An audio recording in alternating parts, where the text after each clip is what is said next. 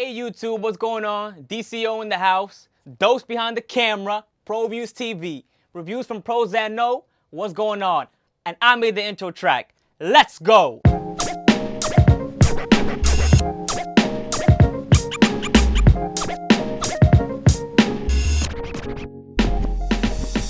Hey YouTube, what's going on? This is DC here in the studio. Today we are doing a review on the Mackie HR824 MK2s.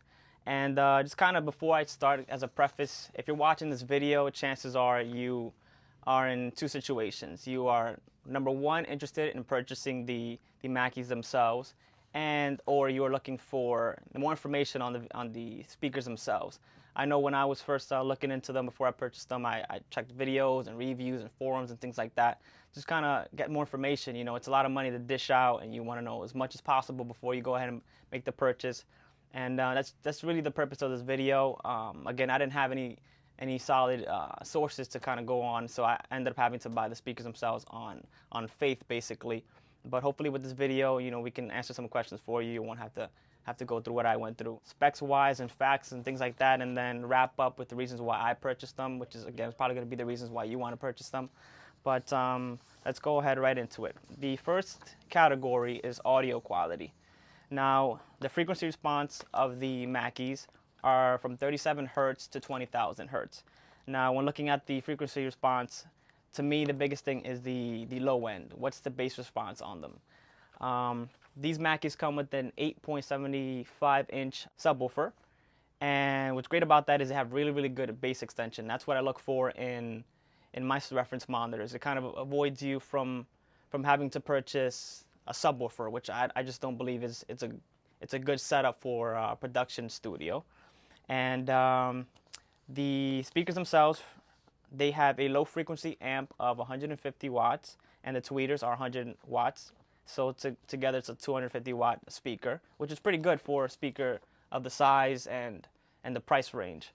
I would say they have excellent mixed translation and stereo imaging. Stereo imaging is also very important. I remember when I first purchased them, I went crazy. I listened to all my songs that I love all over again. It was like a whole new experience. I sat down here, and it's insane. You got the speakers to the left and the right of you, and they kind of just disappear as you're listening to the tracks, and you almost hear all the audio coming from the sensor, all of the speakers to the left and right.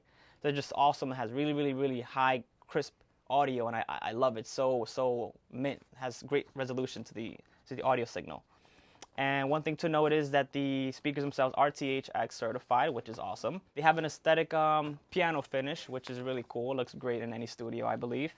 In the back, it features a rear passive radiator, which is, I'll get into that and why that's important in a bit. And in the back, it has an acoustic space switch, so that you can kind of determine where you're placing the speakers in the room and the setup. Is it close to the walls? Are they on stands and things like that? So you can kind of change them depending on what your setup looks like. It has a low frequency and high frequency roll-off switch. It has an XLR, quarter-inch, and RCA input. And also, what's pretty cool about it is the power mode. It has a standby feature, which I haven't really seen in any other any reference monitors. Basically, you set it onto standby, and after 8 minutes of no signal running through the speakers, it'll actually shut off. The little lights on the front that signal that they're on will shut off, and they're on standby mode. And as soon as it picks up any type of signal that passes the threshold, they'll turn right back on. And it's pretty cool like that. You don't have to keep turning on and off the speakers, and it get a little hot, so that's great too. It'll put it on standby, and your room is a lot cooler because of that. And another neat thing about the speakers themselves, they have an internal compressor. Again, I haven't really seen that in other speakers of this size as well. Basically, once you reach a certain threshold, the compressors kick in, and you'll see the little light in the front will turn red. And the compressors in the beginning, it'll be light compression, so it won't be as noticeable. But as the signal goes too loud, it'll start really noticeably compressing the signal, and you'll get like pumps in the audio, and that at that point you want to go ahead and put the volume down. One thing to mention, and I think anybody who knows anything about speakers and reference monitors like these, you want to have the room treated. These are very powerful speakers, and you don't want to put them in a small room where the the signals and the frequencies are going to mesh with each other and cancel each other out. You have a lot of problems, or that the bass frequencies accumulate. You don't want that, because in the end, it's going to affect how your mix translates and how it sounds. It'll sound great in here, or it'll sound horrible in here and great somewhere else. So the best thing is you want to have an accurate signal. It's like that when you translate that to anything, an iPod, your car, it's going to sound exactly how it sounded when you produced it. As far as my setup goes, I have a bass trap in the back with fiberglass panels, which I made myself. It's Owens Corning 703 fiberglass panels. They're actually 4 inches thick, and that's across the whole spectrum of behind the Mac and the speakers themselves. And again, that plays into the passive radiator in the back of the speakers themselves. As the low frequencies are emitted from the back of the speakers themselves, the fiberglass would actually absorb the low frequencies like that. It doesn't accumulate in the room. I also have acoustic foam all over the room at the bounce off points. Again, when you're in the front of the computer, you want to have kind of create a triangle between yourself and the speakers, and basically anywhere where the speakers are pointed off from, or basically anywhere the signals and the frequencies can bounce off, you want to go ahead and add foam in those areas like that. You don't have a lot of reflections off the walls and things like that. I also have another bass trap on the door, so like that, again, it absorbs the low frequencies. As far as the interface I'm running this with, I'm using an M-Audio Profiler 610, which is 24-bit 192 kilohertz. I kind of sacrifice the quantity of inputs for the quality. As far as cabling, I'm running Mogami Neglex cabling Gold, which is basically studio standard. I'm running that straight to the speakers. So like that, we're getting high resolution signal from the interface through the cables and all the way to the speakers themselves. Like that, there's no break in between anything kind of sacrificing and compromising at all. You know, if you're serious about this, you're looking into this review, you're obviously serious about spending some money on quality monitors. And I would go ahead and just from the beginning, don't skimp on anything.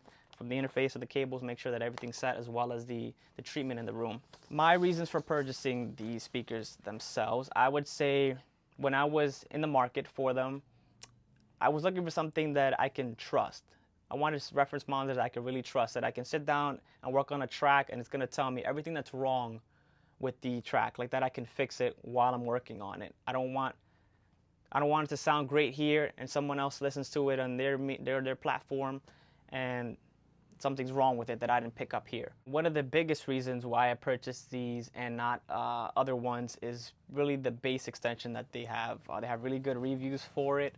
Again, the subwoofer is an 8.75 inch subwoofer, so you really get some really good low end in there, and that's really what I wanted. I do a lot of R&B work and things like that, and I just didn't want to be lacking that, having to compensate later on in post for what's going on here, you know. And I just love the bass frequencies. I remember I was working on a track and I actually could not hear the bass, yet my Windows and my keyboard was rattling. And that's a little extreme, but I like to know that my monitors can do that if I wanted to, you know, and it can do everything that I really need it for. In the beginning, when I was in the market for reference monitors, I was also considering the Atom A7Xs, which are actually only 20 bucks more expensive per monitor.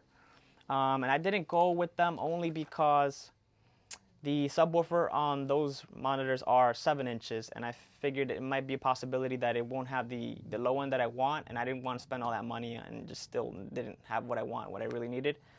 As well as that, they have the ports in the front, and based on research and things like that, I saw some people that had them. They were complaining about port chuffing, and I didn't really want that. I didn't want that noise or that airflow coming in, you know, as I'm working on a track. I think that'd be distracting and just kind of mess things up. Those two reasons really kind of messed it up for me. So I went ahead and went with these, and I love them. I highly, highly recommend them. If you're considering them, get them. If you're considering them, it's because you're serious and you're looking for something that's high quality, and I assure you that they are awesome. They sound great, great, great, great, great, great. They have great mix translation, great bass extension. They're really loud, and I love the standby feature as well, which I mentioned before. I can honestly say I made a great buying decision, and I don't regret not getting the Atoms or looking into anything else. I avoided having to get a subwoofer. I get all the bass that I really need, and it's the perspective is there, the credibility is there, the look is there, and it's just all around a great purchase. If you're looking to get them, go ahead and get them. You won't be disappointed at all. With that said, guys, I'm all wrapped up. Hopefully this helped you guys out. This is for the people that kind of weren't able to answer the questions, looking into another source for information, things like that. Again, they're highly recommended. You won't be disappointed. Go ahead and get them. They're excellent. Any studio you put them in, and they're really professional sound that comes out of it. With that said, if you have any comments, any questions, concerns, go ahead and reply to the video. I'll go ahead and answer your questions as soon as possible. And go ahead and subscribe. Thank you, guys. Thanks for watching, and we'll see you soon on the next video. Take care, guys.